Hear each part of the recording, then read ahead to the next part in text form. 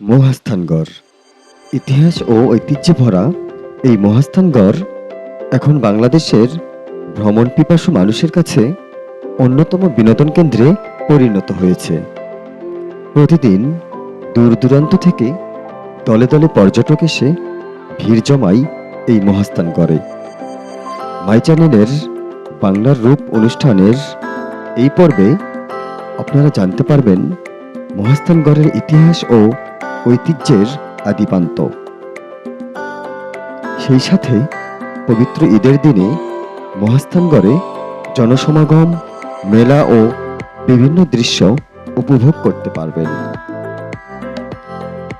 মহাস্থানগড় সম্পর্কে জানতে ও ঈদের দিনে মহাস্থানগড়ের দৃশ্য উপভোগ করতে ভিডিওটি না টেনে শেষ পর্যন্ত দেখতে থাকুন।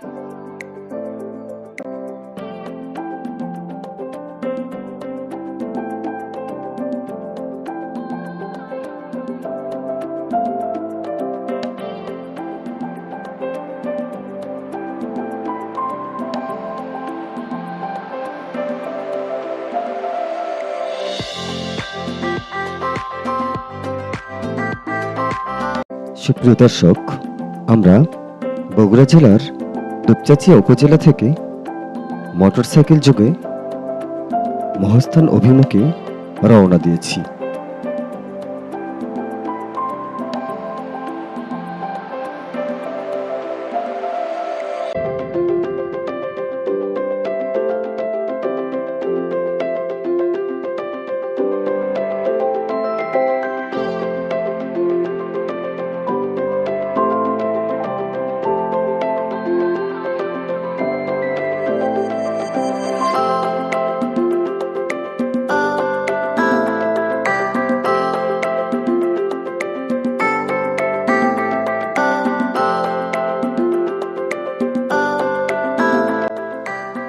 সময়ের গতির সাথে তাল মিলিয়ে আমরা উঠে পড়েছি বগুড়া ও রংপুর হাইওয়েতে।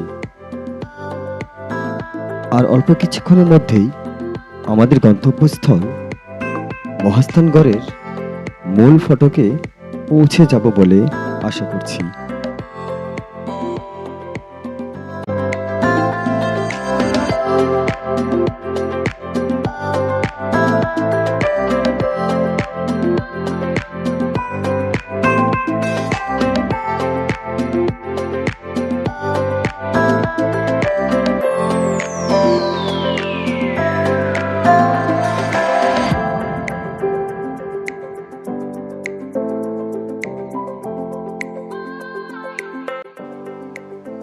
প্রিয় দর্শক, বগুড়া শহর থেকে উত্তরে প্রায় 18 কিলোমিটার দূরত্বের পথ মহাস্থানগড়। বগুড়া জেলার শিবগঞ্জ উপজেলায় মহাস্থানগড় অবস্থিত।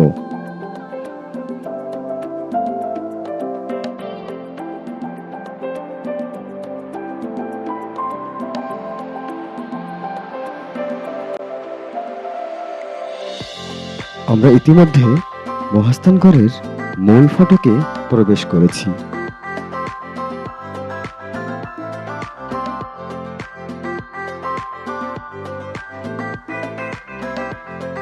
মূল ফটক দিয়ে প্রবেশ করতেই মহাস্থানগড়ের ওপরে ওঠার দুপাশে দুটি সিঁড়ি ও সিঁড়ির মাঝখানের দৃষ্টিনন্দন ফুলবাগান দেখে প্রাণ জুড়িয়ে যায়।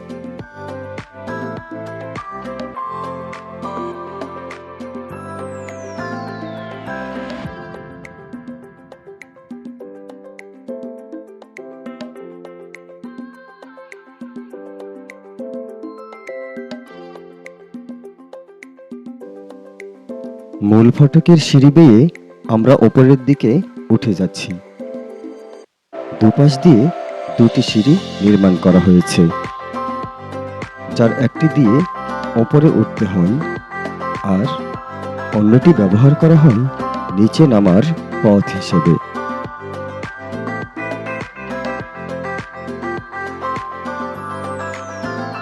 দুটি সিঁড়ির মাঝখানে অত্যন্ত দৃষ্টিনন্দন ফুল বাগান রয়েছে।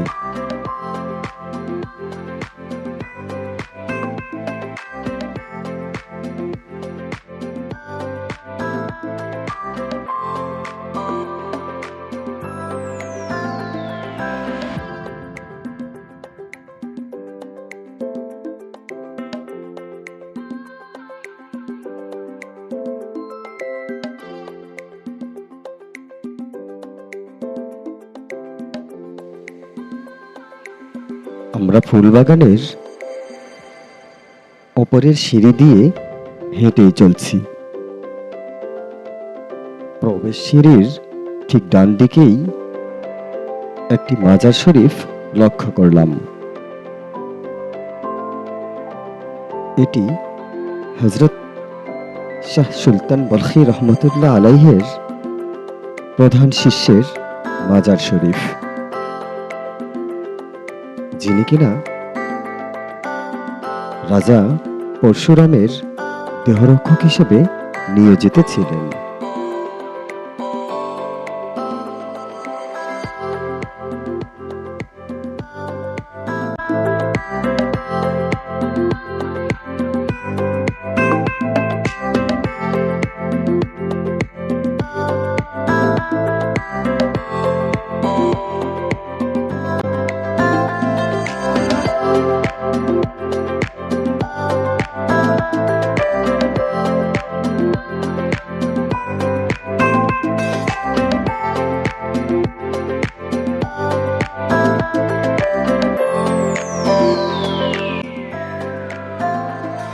আমরা এবার মহাস্থান মাজার মসজিদ কমপ্লেক্সের বারান্দার সামনে দিয়ে এগিয়ে যাচ্ছি।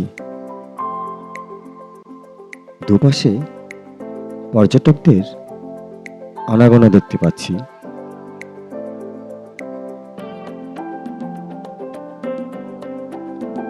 মহাস্থান মাজার মসজিদ কমপ্লেক্সের বারান্দায় একজন মাজারের খাদেম সাহেবকে তার ভক্তদের সাথে মত বিনিময়ে ব্যস্ত অবস্থায় দেখতে পেলাম। আমরা আশেপাশে হযরত শাহ সুলতান বলখী রহমতুল্লাহ আলাইহের অন্যান্য শিষ্যের মাজার শরীফ দেখতে পাচ্ছি। এটি হচ্ছে হযরত শাহ সুলতান বলখী রহমতুল্লাহ আলাইহের মাজার শরীফ। কথিত আছে এখানে তার আগমনের পূর্বে হযরত মীর বুরহানুদ্দিন নামক একজন মুসলমান বাস করতেন। তিনি তার পুত্রের জন্য একটি গরু মান্নত করেন, অতঃপর সেই গরু কুরবানি দেন। তৎকালীন জালিম রাজা পরশুরাম মীর বুরহানুদ্দিনকে গরু কুরবানির অপরাধে হত্যার নির্দেশ দেন। হযরত শাহ সুলতান বলখী রহমতুল্লাহ আলাই মীর বুরহানুদ্দিনকে সাহায্যের জন্য করতোয়া নদীর বুক চিরে মাছের পিঠে সওয়ারি হয়ে এখানে আগমন করেন। তাই তাকে মাহি সাওয়ার বলা হয়ে থাকে। দর্শক, এটি হচ্ছে মহাস্থানগড়ের ভান্ডারখানা, অর্থাৎ মহাস্থানগড়ে যারা বিভিন্ন কারণে মান্নত করে, বিভিন্ন মিলাদ মাহফিলের সিন্নি বা তবারক দিতে চাই, তাদের এখানেই সেগুলো জমা করতে হয়। পরবর্তীতে ভান্ডারখানার দায়িত্বশীল খাদেমরা সেই তবারকগুলো সাধারণ মানুষের নিকট বিতরণ করে থাকে।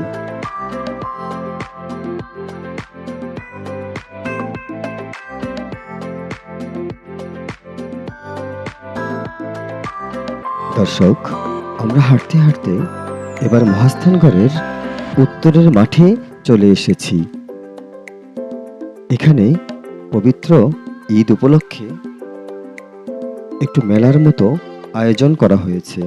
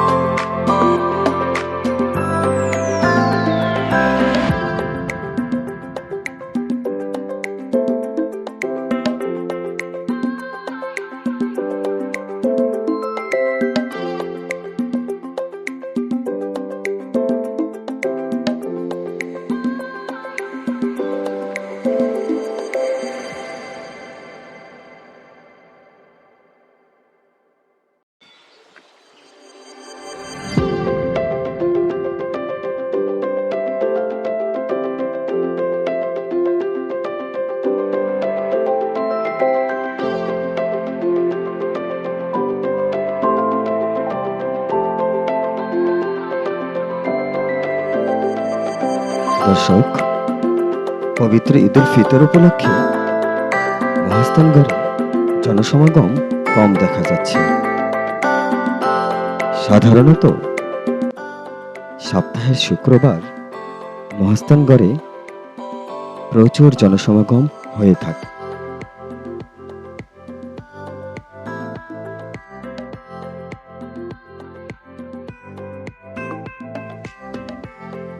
আমরা দীর্ঘ সময় হাতির সাথে খুনসুটির পর এবার ঐতিহ্যবাহী মহাস্থানগড়ের অন্যতম আকর্ষণ দুধ পাথর দেখতে যাচ্ছি।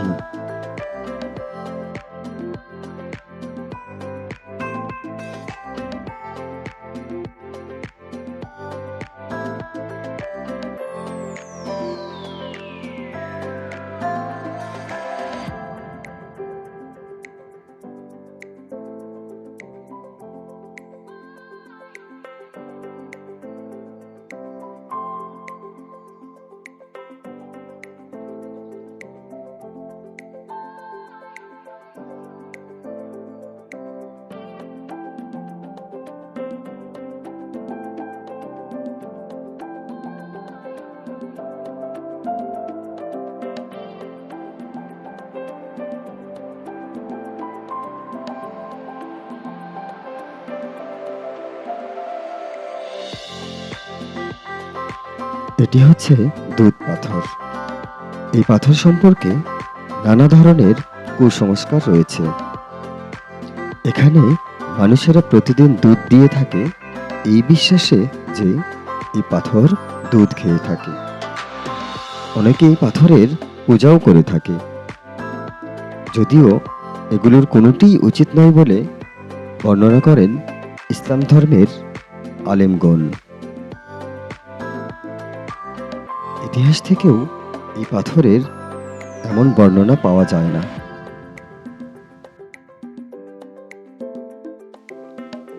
ঠিক দুধ পাথরের পাশেই দেখতে পাচ্ছি কিছু বিনোদন প্রেমীরা ঢাক ঢোলের তালে তালে নানা ধরনের অঙ্গভঙ্গিতে গান পরিবেশন করছে, যা কিনা এই মহাস্থানগড়ের প্রায় নিত্যদিনের দৃশ্য।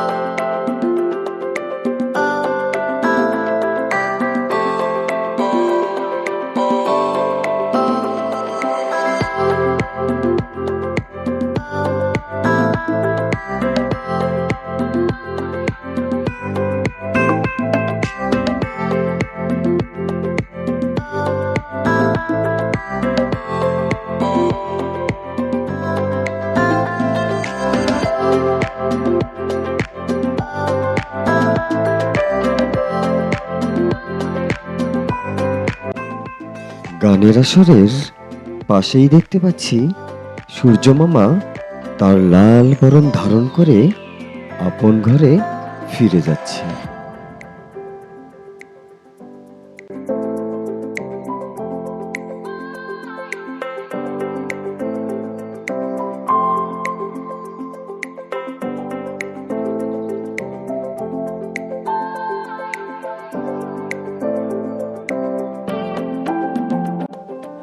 সূর্যি মামার সাথে সাথে আজকের মতো হাঁটি হাঁটি পা পা করে আমিও বিদায়ের পথ ধরছি।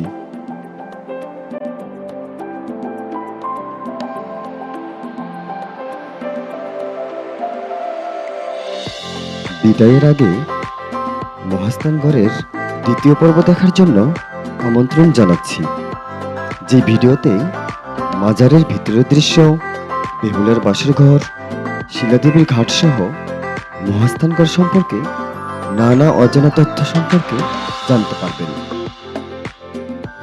সাথে সাথে সেই সকল স্থানের বর্তমান দৃশ্যপট উপভোগ করতে পারবেন।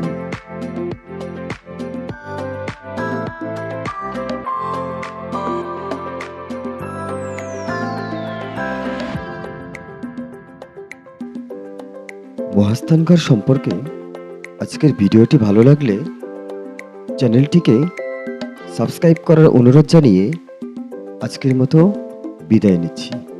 আল্লাহ হাফেজ।